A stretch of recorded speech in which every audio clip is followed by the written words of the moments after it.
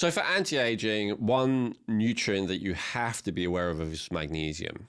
Now, generally, I've been focusing on underrated and overlooked nutrients, and magnesium arguably doesn't belong in that category. I have been blowing the trumpet for magnesium since 2010, when it was not very well selling. I remember seeing some industry report recently that said that magnesium had actually taken over from calcium as the #1 selling mineral supplement in the world. So people are obviously a lot more aware of it. But I just wanted to focus on it in this, quick section anyway, because I feel like while more people are aware of magnesium, they're often not taking the right form, and they're often not taking enough, and then they're not having the benefits, and then maybe after a while they're giving up. So magnesium is really crucial. When I talked about vitamin K2, I talked about how important it is that the calcium goes into our bones and teeth instead of building up in our tissues. Well, one of the components that's required for that, other than vitamin K2, is magnesium, right? So to get that calcium into a bone, you need an appropriate amount of magnesium with it. So that's one of the reasons, but magnesium is beneficial for every system of the body, really. And it's essential for every system of the body. It's involved in over 300 enzymatic processes. It's essential for the heart, it's essential for the central nervous system, it's essential for the digestive system, it's essential for the immune system. I could go on. It's easier to list the things that magnesium is not essential for. And, of course, it's often used by people other than bone health and strength because it could help with sleep if the cause of their sleep is lack of magnesium. It can help with anxiety if the cause is lack of magnesium. It can help with low energy if the cause is lack of magnesium. It can help with flexibility. So there's loads and loads of benefits of magnesium.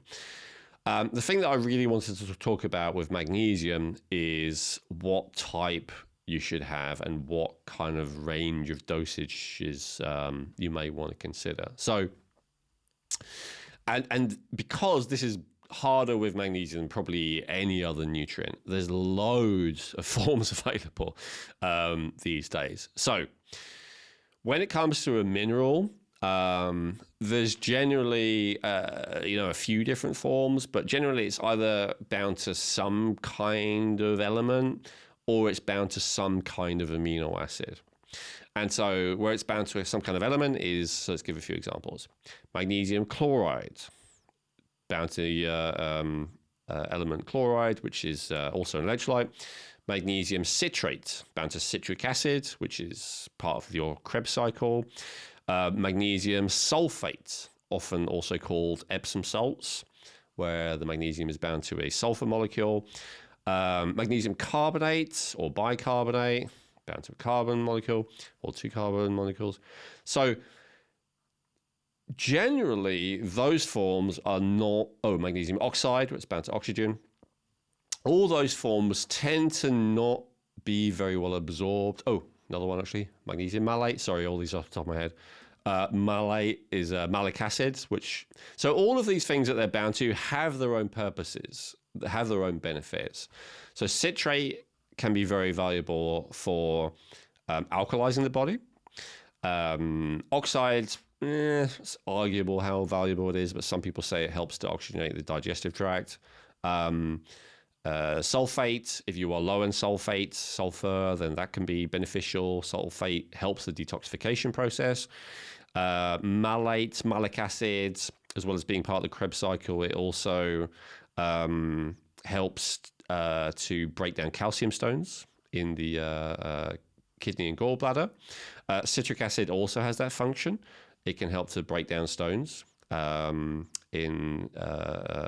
actually everywhere, but usually it can actually help with that process of calcification of the tissues, but it's usually especially used for calcification of the organs. So all of the kind of things that are bound to magnesium have their own benefits. And if you're looking for that benefit anyway, it may be worth having the magnesium bound to those, because then you get both benefits, right? So let's say you might want to take malic acid anyway because you want to work on your gallstones. You might as well take magnesium malate, right? Then you've got magnesium and you've got the malic acid. However, all of those forms of magnesium the magnesium itself is not very well absorbed in all of those forms of magnesium to various degrees. If you, now it depends on what you do with it. I'm kind of talking more about if you consume it. If you bathe in it, then some of them are actually quite good. So if you bathe in magnesium chloride, if you throw it in the bath or in a foot bath or something like that, or magnesium sulfate, those are the two forms that are usually used because they're cheap. You can put like a pound of them or something like that in a bathtub and it won't, maybe it costs you $1 or $2, something like that. And that way, then if you sweat, your pores open up,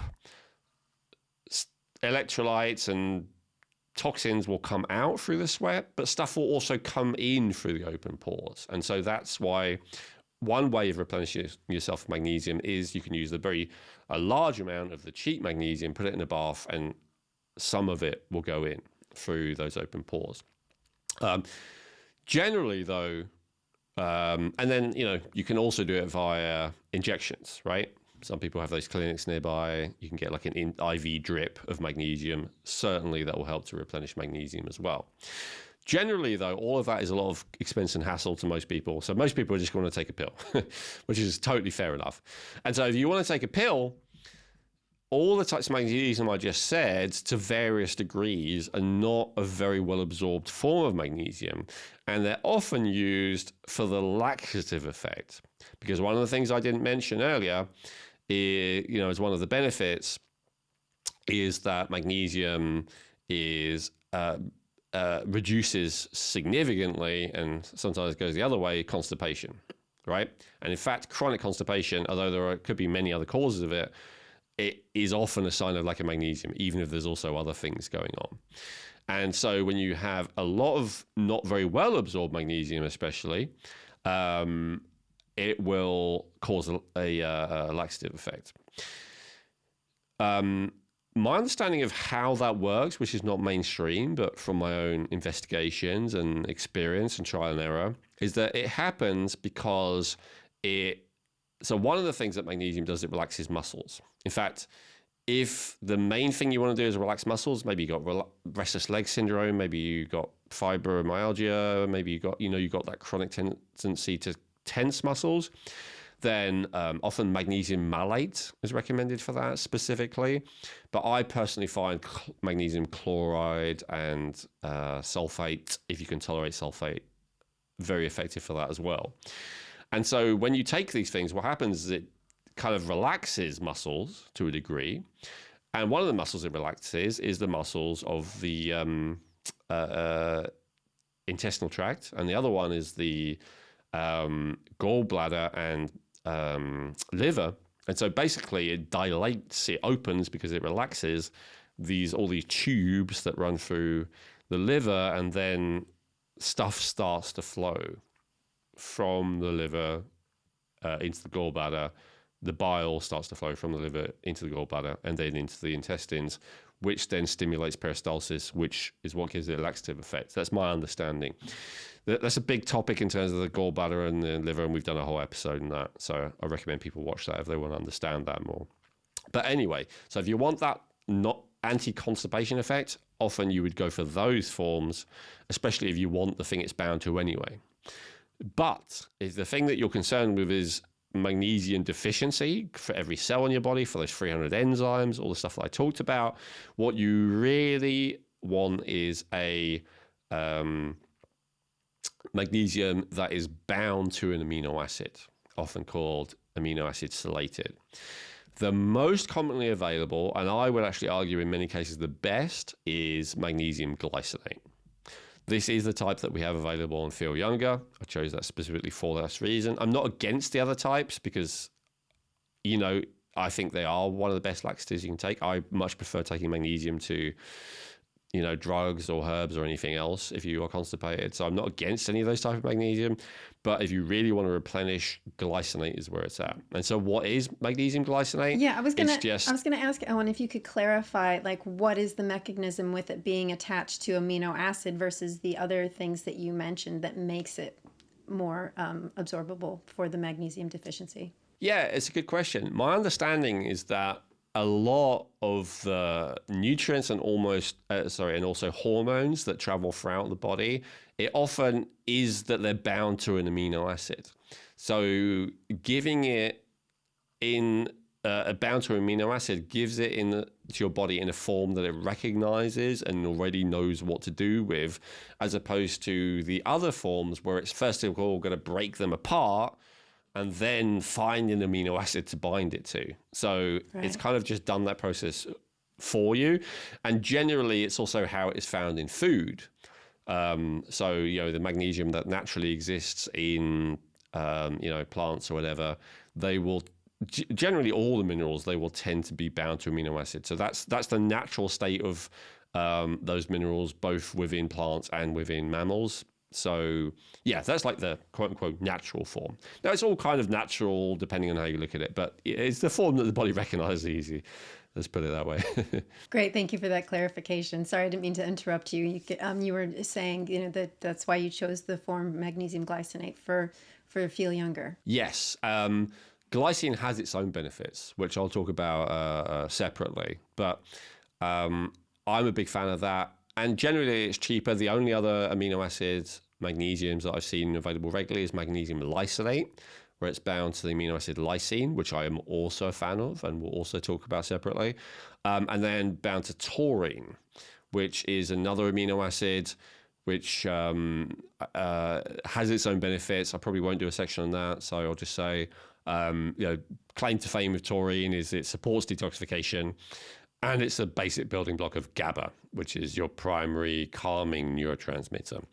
So again, as I said with the other types of magnesium, if you already know you want some taurine or you already know you want some glycine, then you may as well take that form, right? Because then you've got two in one. So I wanted to kind of demystify the whole magnesium thing. There's all these different forms. I hope that kind of clarifies it and makes it simpler. No, it's very helpful because you're out there and it's like you see this list and you're like, well, what am I supposed to take? I don't really know. So, I mean, that makes absolute sense, within having those specificities and those distinctions that you stated. So then what about doses? And how would somebody know, like, oh yeah, that's going to be the right dose for me?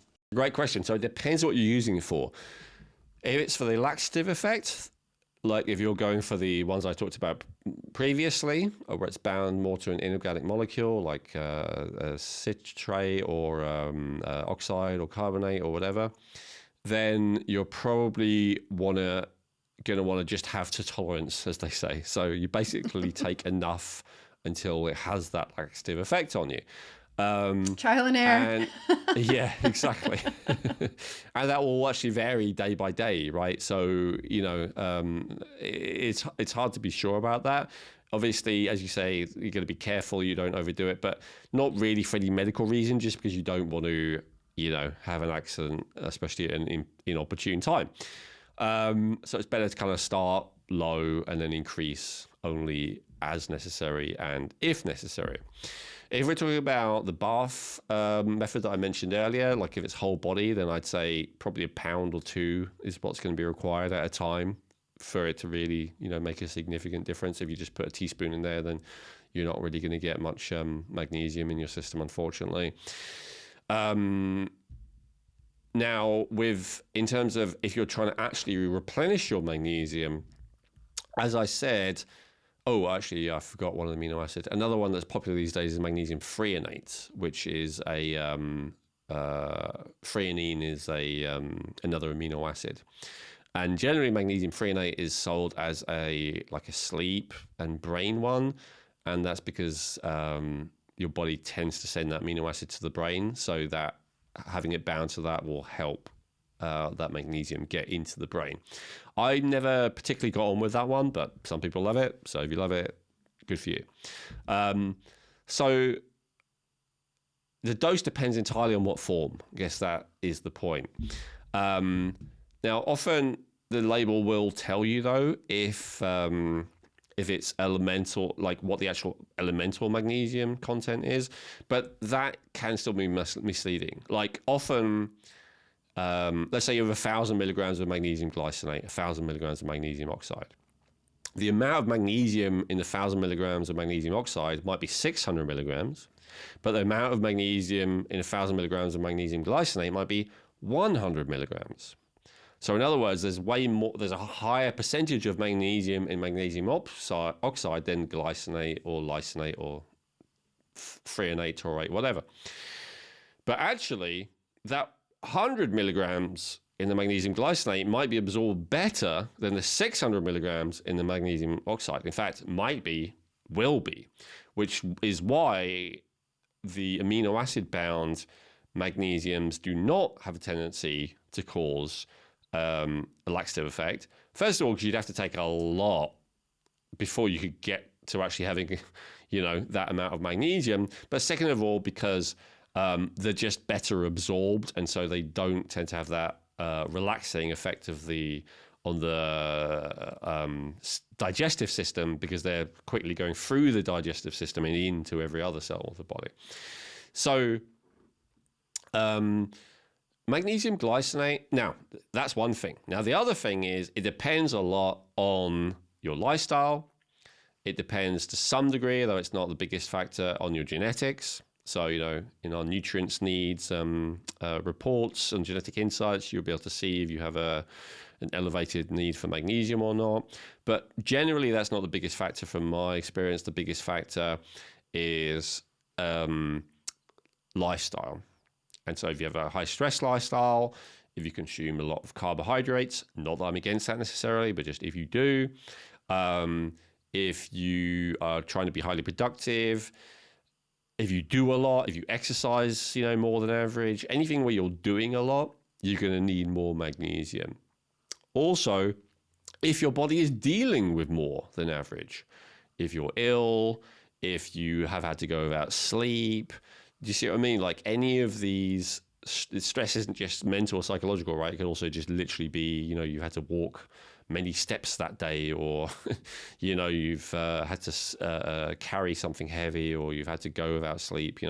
Any of these things where there's basically the more energy you need and use, the more magnesium you need and use. It's as simple as that. So if you're relaxed, you're chill, nothing wrong with you, no stress, no whatever, you don't need that much magnesium. The more you do, the more energy output you have, the more magnesium you need. And, we talk a lot in this podcast about raising metabolism, which to some people is counterintuitive for, being young, but we're firmly on the side of that, unless we change our mind, but for now we are.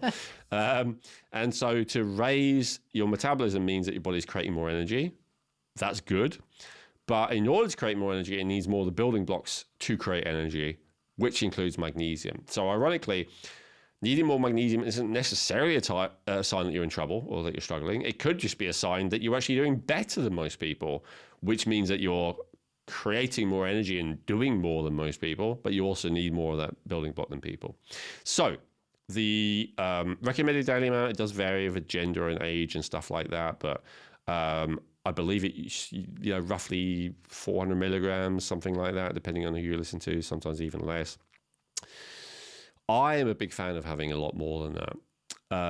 I am a big fan of having maybe 1,000 milligrams a day of elemental magnesium. I've seen some people recommend significantly more. Some people say it's crazy, but most people would say just it's unnecessary in terms of cost. But again, remember, I'm someone who has managed to get my metabolism high. I'm someone who wants to do a lot, and I'm someone who is probably more stressed than I should be. If none of that applies to you, if you if you live in the countryside and you kind of take everything as it comes, and you're very relaxed and you're very chilled, and you kind of live along with the cycles of nature and don't rush and all the rest of it, maybe you only need less than 400 milligrams a day, right? Like, I really think that it absolutely does make a huge difference. And especially if you're also very healthy, then maybe you need less. But if any of your systems of your body are struggling, and or if your output is higher, then you're going to need more. And again, that's elemental magnesium, right? So how do I personally do that? I have a variety, despite what I just said about optimal. So I have a little bit of magnesium malate with every meal, because I like to have a bit of malic acid.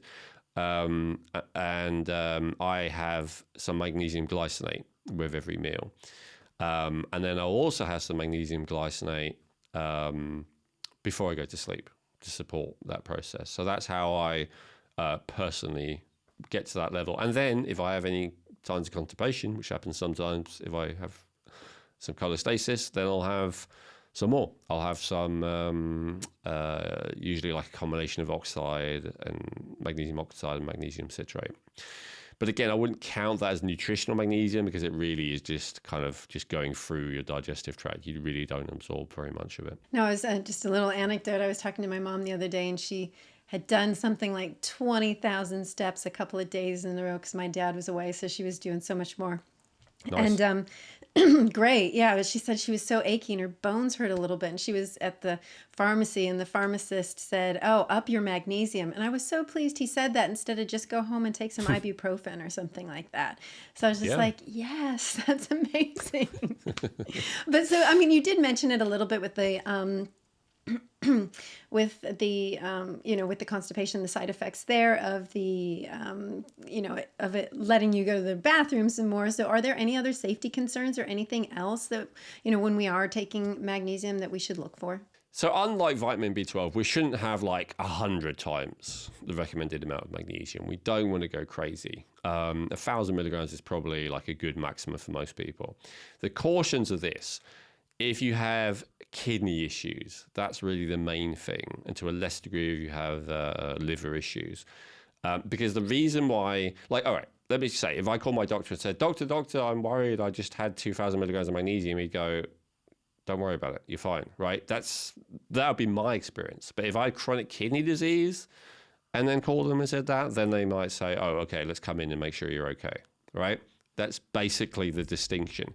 It's something that your body can easily just get rid of on its own. Actually, a lot more easy than sodium, Right. So if you have 5 times the recommended amount of sodium in a day, that could actually cause a problem. It's more likely to cause a problem than having 5 times the recommended amount of magnesium because it's easy for your body to excrete. In fact, it's so easy for your body to excrete, that's why it's hard to build up your levels when you have a deficiency. And what's the correlation with kidney disease and having too much magnesium? Just that your body, if your kidneys aren't working well, then they're the ones that are going to excrete it. Got it. Okay, understand. Okay, perfect. Beautiful. Thank you. Yeah, I mean, magnesium, that's been in my medicine wheel for a little while now, and it's definitely been beneficial. But I love having the education around all the other types as well, which is really great. Beautiful. So, Elwin, moving on, what's next? So, I feel like, and there's whole kind of systems of thought around this, that in order to optimize rejuvenation, anti-aging, you have to understand some of the key micro minerals and the relationships to each other. And that is iron, copper, zinc, and molybdenum. So iron is well known as being, the thing that prevents anemia from a medical point of view, because medical point of view is all looking at like what disease does it prevent. So iron on its own doesn't necessarily prevent anemia, but it's the most, first thing looked at and the most common cause of anemia, lack of iron. Now there is also zinc, and there is also copper, and there's also molybdenum. Why am I grouping all these 4 together? Because if you have a lot, too much of any one of these, either because you're consuming a lot or even just because it's building up in your body for some reason, and we can talk about why, then it will cause a deficiency of all the others. So they're actually antagonistic to each other, all of these nutrients. If you have a massive amount of any of the 4 I just mentioned compared to maybe what's normal in food, you could create a deficiency in all the rest. And that's why it's super, super important, because lots of people take iron supplements. It is one of the most common minerals supplements taken these days. And more people, because of the whole viral thing the last few years, have started taking high doses of zinc as well. These are not bad things to do necessarily, But the idea that, in order to be healthy, all I got to do, other than healthy lifestyles, I just got to take zinc and D3, which is what I'm hearing constantly these days, maybe a magnesium added, is not accurate. And in fact, if you take high dose zinc and high dose D3 and you're not aware of the other elements, you could actually make yourself worse, not better. So in a separate thing, I've talked about vitamin K2 and how that's essential to be aware of and on top of if you're having D3. Well, I'm kind of want to do something similar here with zinc and iron.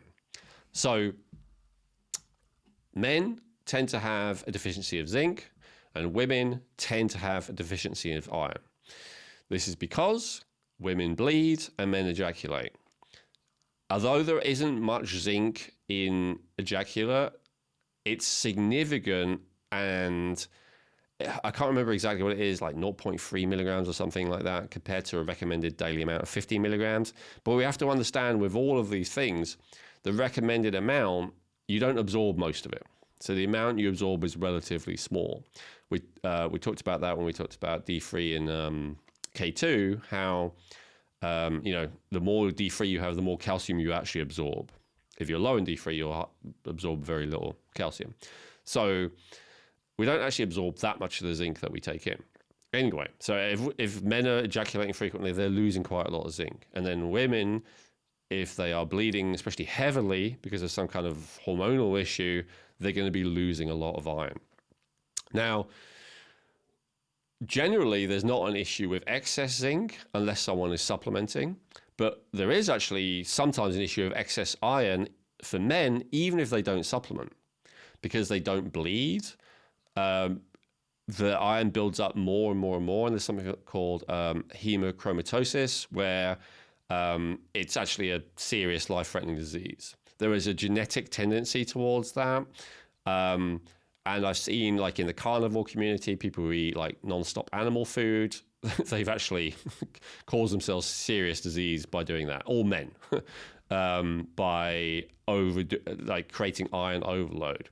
Now, here's the thing about iron and zinc and copper and molybdenum. Every single one of these is bad if you have too little, but it's also bad if you have too much. In the case of zinc and molybdenum, the having too much, the main problem is it depletes the others, as far as I understand. But iron and copper are both seriously bad news if you have excessive amounts. They actually poison the body. There is this thing called unbound iron. So we talked, in another section about how your body generally transports minerals around bound to something, usually amino acid. And so if you have too much iron and it's unbound iron, it causes havoc and devastation. It is a pro-oxidizing constituent. Like rust in a way, maybe. Absolutely. Yeah. Exactly. Yeah, it is a strong oxidizer. And so while it is an essential nutrient that we definitely do not want too little of, it is also kind of a poison if we have too much of it. And so it's really important with iron to have the right amount. Generally, I would say it's good for everyone to test it. The good news of iron is it's really simple and cheap to test it because it is like a mainstream medical thing. And so whether you're a man or a woman, if you're a man, it's worth testing at least occasionally to make sure that you're not overloading it, usually, unless maybe very, very strict, vegan diet for a long time or something like that. But generally, men don't get at least a serious deficiency in it, but they can get an excess. And for a woman, it's good to check fairly regularly, at least while she's, in her menstruating years, to make sure that she hasn't got a serious deficiency. And I think we touched on it with the best test episode, but just to recap quickly here, would they be looking or testing just for iron in the blood, ferritin? What would it be quickly? Usually, it's an iron panel that you can get fairly cheaply and easily, just with a finger prick test. So there's a few metrics, but I won't go into too much detail. The key thing is ferritin. So you want a level of ferritin that is not too high or too low. I think generally between 30 and 100, something like that. Even once it gets over 70 or 80, it's starting to be oxidizing. So you really want it, depending on, your gender and all that, you really want it like that 50, 70 range is kind of ideal, where you're nowhere near deficiency, but you're not getting to that point that it's starting to cause trouble either. So ferritin, yeah, would be the thing that I go for. But get all the other stuff, the TIBC and the unsaturated iron binding and the hemoglobin, all kinds of stuff. When they test iron, they usually also test like for anemia. So they'll be testing your red blood cells as well. Copper, when it's excessive, absolutely acts like a poison in the body. I won't go into a huge amount of detail on that, but literally it's bad enough there's a name for it, just like with iron, and it's called Wilson's disease. Wilson's disease is quite interesting because not only does it make you very sick, it actually turns you into a psychopath. So you can have a normal person who suddenly they have no sense of shame, no sense of guilt, no sense of remorse, no sense of conscience, just through having an overload of copper. Pretty amazing. So it's seriously bad news to have too much of it. You do not want to turn into a psychopath of any kind. However, it's essential for hormones. It's essential actually also to prevent anemia. It's essential for even coloring pigment of your hair, and it's essential for the adrenal glands, the adrenal neurotransmitters. It's essential for a bunch of stuff, like almost everything, just like with magnesium. And yet you want to be really careful. And unlike magnesium, that it's very hard to build up toxic levels of, you absolutely can build up toxic levels of copper and iron. You can build up toxic levels of zinc too, but what I've seen more is that people have a zinc overdose, like they take too much at once, and then it causes nausea and stuff like that. But it is possible to build up zinc excessively. They don't generally have a name for it. It's just that it will poison you if you have too much. Molybdenum, I've seen like a couple of cases where people overdo it, like in the literature, but I think it's happened less than the time that you can count on your hand. Maybe because not a lot of people are mega dosing molybdenum. So let's just talk about what they each do. So we talked about iron, copper. Zinc is one of those things like magnesium. Again, it's essential for over 300 enzymatic processes in the body. It's often associated with, men, partly because they get depleted in it, but also because it's essential for testosterone. But you know what? It's essential for progesterone as well. It's essential for cortisol. It's essential for like all the hormones and neurotransmitters to various degree. It's essential for ATP energy production. It's essential for metabolism. It's essential for hair and skin and nails. There's so many good things about zinc. And then there's molybdenum. Now, molybdenum is way less broad than all the ones I just said. Usually, the main thing that molybdenum is essential for is the sulfate cycle. So therefore, molybdenum is often seen as a detoxification supporting mineral. A lot of people say, when they're fasting, when they're detoxing, if they take molybdenum, then a lot of their kind of detoxification side effects go away. If that's true, it's because it is helping the body take sulfite, which is a very toxic intermediate chemical, which is also found in foods as a preservative, a very toxic substance, and it turns it into sulfate, which is a beneficial chemical that helps the detoxification process and isn't toxic. So when you don't have enough molybdenum, you have a buildup of sulfite, and you don't have enough sulfate. So even though it's only that one enzyme, again, you're only as strong as the weakest link in the chain. So that can be a weak link that can really screw up your whole system and your whole quality of life. So every essential nutrient is essential. That's why it's called essential, including molybdenum. But its benefit, as far as we know, is not nearly as broad as the other three. So here's the thing. You might end up with an excess of iron for reasons we talked about. Why would you end up with an excess of copper? Often it's because you don't have enough zinc and you're eating high copper foods, maybe supplementing. So what are high copper foods? In a nutshell, high copper foods tend to be plant foods, whereas high zinc foods tend to be animal foods. There are a few plant foods that are high in zinc, and probably the highest source of copper actually is liver, which is an animal food. But still, overall, if you eat like a normal vegan diet or a quote-unquote normal carnivore, I suppose, without organs, if you have a carnivore diet without organs, you'll have too high zinc and iron, nowhere near enough copper. In fact, that's one of the reasons why people often recommend organs these days for people on a carnivore diet, although I'm dubious about the benefits of that for reasons we talked about in another video related to vitamin A.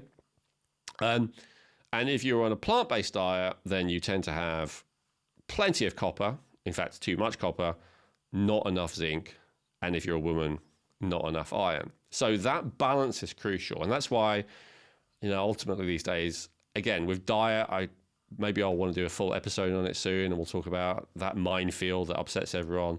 But basically, I'm not telling you should be a carnivore or vegan or whatever. I'm just saying if you are those things, especially if you're on extreme end either way, be aware of the consequences of that in regards to this and supplement or change your diet to make up for it. But if you don't want to change your diet, fine, supplement to make up for it. Or, I suppose with a carnivore, you can do it with organs, but again, I would prefer not to do it. Okay. And then molybdenum is something that is not high in that many foods. It's mainly high in beans.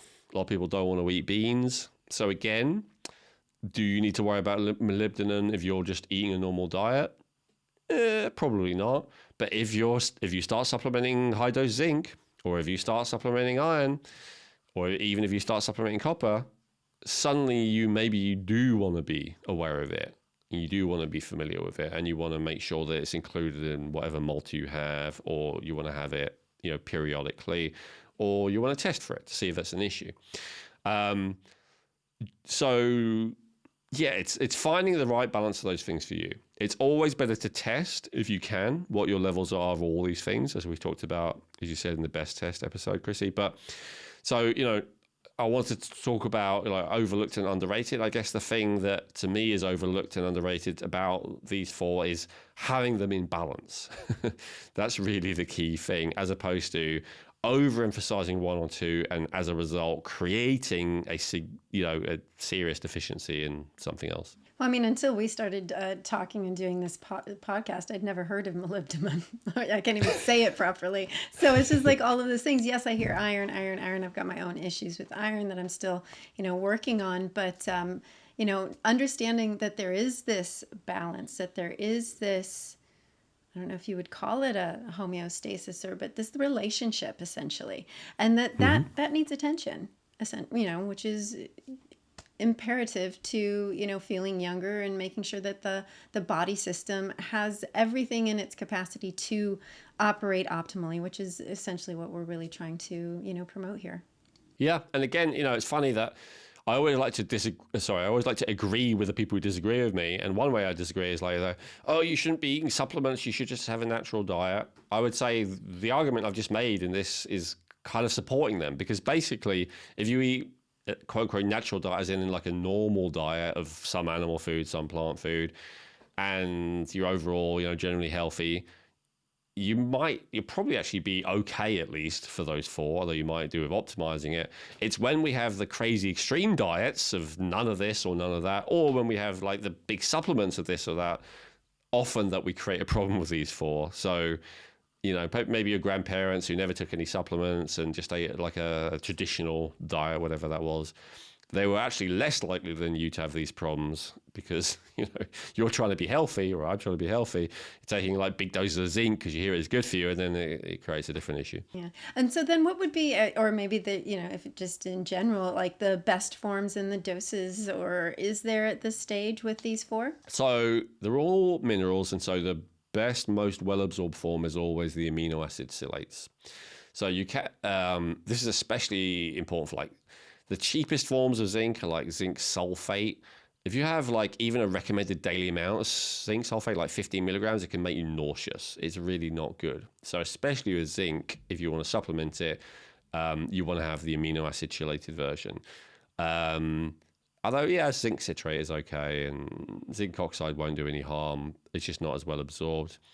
With copper, same thing. And to be honest, it usually is bound to amino acid, copper, when I see it sold as a supplement. Molybdenum can be either. Sometimes it's sold as citrate, but usually, I can't remember. I think, is it glycinate? It might be bound to glycine usually. So those would be the best forms to have. Iron is the trickiest, by far. For some reason, certainly like the iron that they often give you, the cheap iron that unfortunately often like a doctor recommends, like a ferrous gluconate or something like that, the iron bound to something inorganic, it is poorly absorbed and it often causes constipation and is not good. Even amino acid chelated ones, though, it's the only mineral this is the case for, are sometimes not well absorbed. And the people in that case often need heme iron. They need the actual type of iron that is found in the bodies of other animals. I don't know how to put it. The specifically the blood of other animals. So this is where some people, it's not the majority, but they go vegan, even vegetarian, and they even supplement iron, and they still end up with iron deficiency. I've known those people. I used to argue with them when I was a vegan, raw vegan, God knows how long ago, over a decade ago. Not argue, but like questioning them because I couldn't believe what they were saying was true. But it absolutely is true. Like there are certain people that just need heme iron. And so it's one of the only things where I tell people that supplement may not do it. You may have to have a food source for it to really work. However, if you don't want to hear that, there is like an iron polypeptide, which seems to be well absorbed.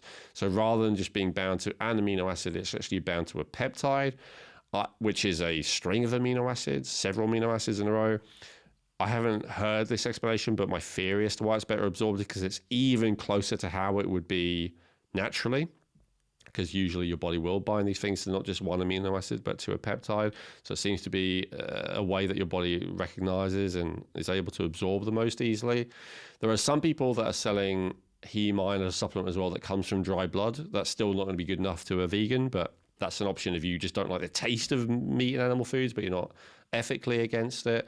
Some people talk about molasses. Molasses is like a good plant source of reasonably well absorbed iron. But again, molasses is basically sugar with a bunch of minerals. You'd have to have a hell of a lot of it to reverse like a low ferritin level. So it's kind of an excuse having a massive amount of sugar, which may not be beneficial. So iron is the trickiest one to get a form that actually works.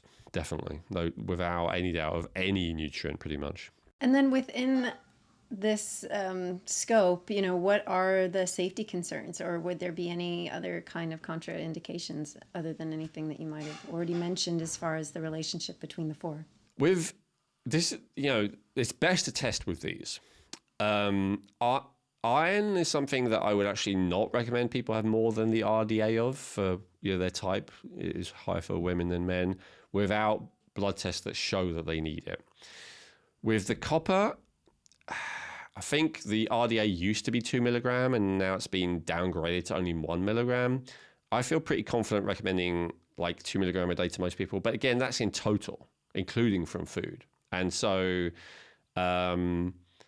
if you eat a lot of plant foods, especially like nuts and seeds and stuff, you probably don't need any supplement copper. And certainly not if you have liver or, one of these things that's really high in copper. That's something, again, with copper, usually where I prefer to see a test results to show that you actually need it, because as we talked about, too much is a real issue. With zinc, the recommended amount is usually about 15 milligrams, very similar to iron. And a lot of people are taking a lot more than that, taking like 50 milligrams. We talked about why that may not be a good idea, right? Because it's then depleting the other ones. I feel like 20, 25 milligrams is probably a good maximum. If your immune system is really struggling, I would not go to 50, as so many people do, without knowing that you actually need that much. 20 milligrams is probably a good amount. Again, this includes from food. Now, if you're not eating animal foods, you're probably not getting very much zinc. So you could assume that's all from supplementation. I think the highest plant source of pumpkin seeds, and even there, you have to eat like so many calories of pumpkin seeds to get enough zinc. So it is very difficult to get it from purely plant foods. Just like it's difficult to get copper from animal foods without organs. And then molybdenum, that's the one I'd be the most liberal with. Like, if you have a lot of it, it can, they actually use molybdenum as a way of addressing copper toxicity. Like that's how effective it is of getting copper out. Like Wilson's disease, they'll give you IV molybdenum. That's one of the ways that they get it out of you. So you don't want high dose molybdenum if you know your copper is low. But if you suspect that it's high because you eat a lot of plant foods and not much animal foods, or if you know that it's high, you can go quite high of molybdenum. But other than that, I think the recommended daily amount is 50, 70 milligrams, something like that. Sorry, micrograms, 50, 70 micrograms, something like that. I would say 200 micrograms is safe. That's not going to deplete a significant amount of copper unless you suspect or know that your copper is low.